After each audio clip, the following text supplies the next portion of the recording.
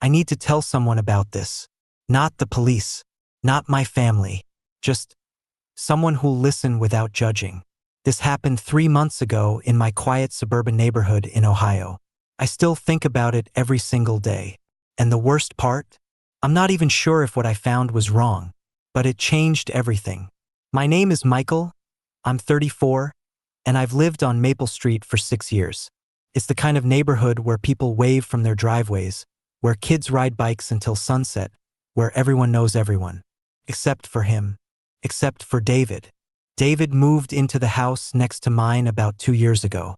Number 247. A modest 2-story colonial with white siding and a 2-car garage. From day one, something felt off. Not dangerous. Not suspicious.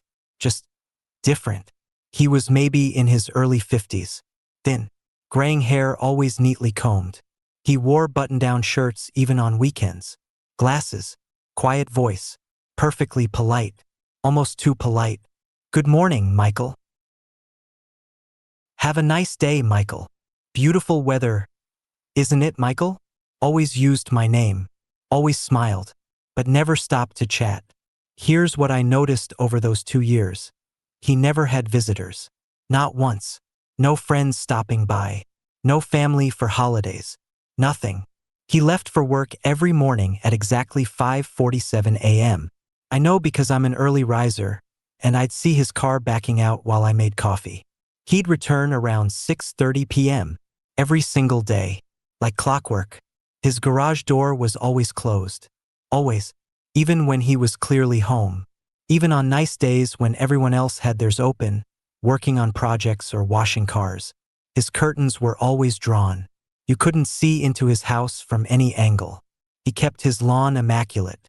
Trimmed every Saturday at 9 a.m. sharp. But here's the thing. None of this is illegal. None of it is even that weird. Really, people value privacy. People have routines. People live alone. My wife Sarah used to say I was overthinking it. He's just introverted, Mike. Not everyone needs to be best friends with their neighbors. She was right. I knew she was right, but I couldn't shake the feeling that something was off. Not dangerous. Just wrong somehow. The neighborhood felt it too, I think. People would mention him sometimes at block parties. Has anyone actually been inside David's house? Does he have a job? Where does he go so early? I tried inviting him to the HOA meeting. He said thank you but never showed up. We'd all laugh it off. The mysterious neighbor. Every street has one, right? I never imagined I'd actually find out why. It was a Tuesday in late September. Unseasonably warm. I was working from home, and Sarah had taken our daughter Emma to her piano lesson. Around 2 p.m., I heard a sound I'd never heard before from David's house. A smoke alarm. I looked out the window. Smoke was coming from his garage. Not a lot. Just wisps seeping out from under the door. My first thought was to call 911. My second thought was that it might be nothing, a small kitchen fire, something on the stove. I walked over and knocked on his front door. No answer. Knocked again. Nothing. The smoke was getting thicker. I tried calling out. David? You okay in there? I can see smoke. Still nothing. I walked around to the side of the house. The side door to the garage was slightly ajar. That's where the smoke was coming from. I hesitated. This was his property. His privacy. But what if he was in there? What if he needed help? I pushed the door open. David? It's Mike from next door. Your smoke alarm is going off. The garage was filled with a light haze. I saw the source immediately. A small space heater had been left on near some papers. The papers were smoldering, not quite burning, but close. I unplugged the heater, opened the garage door to let the smoke out, fanned the papers until they stopped smoking. Crisis averted. And that's when I looked around, really looked around, and my blood went cold. The garage wasn't a garage. I mean, technically it was, but it had been completely converted into something else. The walls were covered floor to ceiling with photographs, hundreds of them, and they were all of our neighborhood.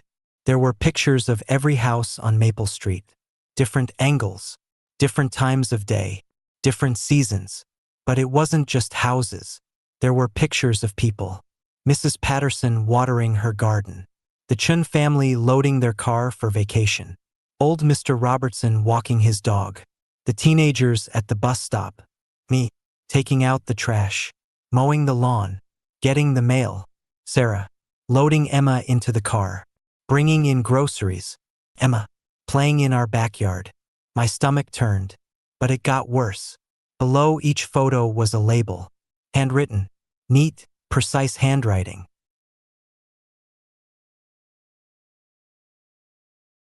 Michael Chen, 245 Maple Street, leaves for work 7:15 a.m., returns 5:45 p.m., plays basketball Saturdays. Sarah Chun, piano teacher, Tuesday/Thursday lessons, grocery shopping Sundays 10 a.m. Emma Chun, age 7, school bus pickup 7:50 a.m., bedtime visible 8:30 p.m. He knew our routines. All of them. He knew when we left, when we came home, what we did on weekends. And it wasn't just us. Every single family on the street had a section. Every neighbor. Every routine documented. There was a large calendar on one wall. It had events marked: Chen Family Vacation, July 12th to 19th. Patterson's hosting book club, second Tuesday. Garage sales, dates and locations. A map of the neighborhood was pinned to a corkboard. Each house had a colored pin. I didn't know what the colors meant. I didn't want to know. On a workbench in the corner, there were notebooks. I opened one. It was filled with observations. Pages and pages. November 3rd, Michael Chun changed his car's oil in the driveway. Took 47 minutes. Used Mobil 1 synthetic. Seems to prefer doing maintenance himself rather than going to a shop. Self-reliant. Methodical. November 10th, Sarah Chun had an argument with Michael on the front porch. Couldn't hear details. Lasted approximately 4 minutes. Both went inside. Lights in bedroom turned off earlier than usual. Possible reconciliation. I felt sick. This wasn't just observation. This was obsession. But here's what made it even worse. Nothing he wrote was threatening. Nothing was violent. Nothing was sexual. It was just watching, documenting, knowing. I don't know how long I stood there. Time felt weird. My heart was pounding. And then I heard a voice behind me. I was hoping you wouldn't see this. I spun around. David was standing in the doorway. He must have come home. His car was in the driveway now. He didn't look angry. He looked sad, resigned. I can explain, he said quietly. I should have run. I should have called the police right then. But I didn't. Maybe it was shock. Maybe it was curiosity. Maybe I just needed to understand. Why? I managed to say. David stepped into the garage. He didn't come closer to me. He just stood there, hands in his pockets, looking at the walls like he was seeing them for the first time. I was a data analyst, he said, for 23 years. Patterns, behaviors, predictions. That's what I did. He paused. 3 years ago, my wife and daughter were killed by a drunk driver. They were on their way home from a birthday party. 7:42 p.m. on a Saturday. Route 58. His voice didn't shake. It was flat, practiced, like he'd said it 1,000 times. I wasn't there. I was working late. If I'd been there, if I'd driven them, maybe I would have taken a different route. Maybe I would have left 5 minutes earlier or later. Maybe. He stopped, took a breath. After they died, I couldn't function, couldn't work, couldn't sleep. All I could think about were the patterns I'd missed. The data I should have seen, the probability I could have calculated. He gestured to the walls. So I moved here, started over, and I started watching, learning patterns, knowing when people were safe, when they were vulnerable, when something was off.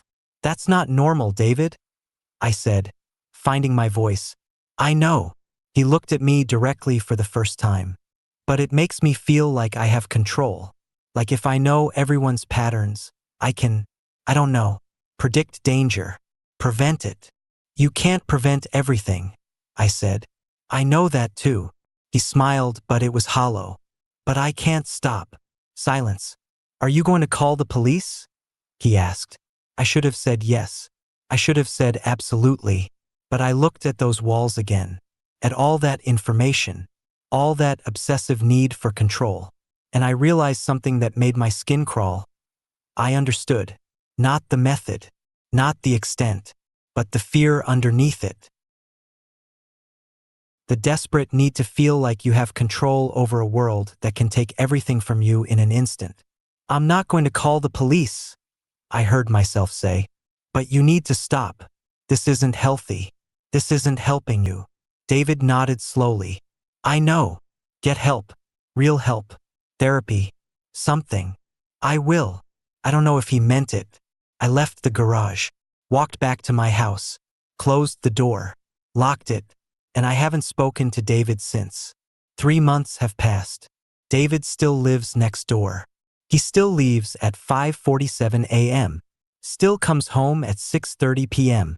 But things are different now. He doesn't say good morning anymore, doesn't wave, doesn't acknowledge me at all. His garage door stays closed. I never told Sarah what I found. I don't know why. Maybe because I'm ashamed that I didn't call the police. Maybe because I don't want her to be afraid. Or maybe because I'm afraid of what I realized that day. Since then, I've noticed things I never noticed before. I notice when my neighbors leave and return. I notice patterns. I notice when something is different. I started locking my doors even during the day. I close my curtains more. I'm aware of being watched in a way I never was before. And sometimes, late at night, I wonder, if something terrible happened to Sarah and Emma, if I lost everything that mattered, would I be that different from David? Would I try to control the uncontrollable? Would I document and observe and convince myself I was keeping people safe? The answer terrifies me, because I think I would. David never hurt anyone. He never threatened anyone. He never even broke the law, really. Creepy? Yes. Disturbing? Absolutely. But criminal? I don't think so. And that's what haunts me most. Not what he did, but how much I understood why he did it. I still live on Maple Street. I still wave to my neighbors. I still mow my lawn and take out the trash and live my normal suburban life. But I'm different now. I see the cracks. The fear. The fragility of it all. And sometimes when I'm bringing in the mail or washing my car, I glance at David's house, and I wonder if he's watching. And worse, I wonder if I would even blame him.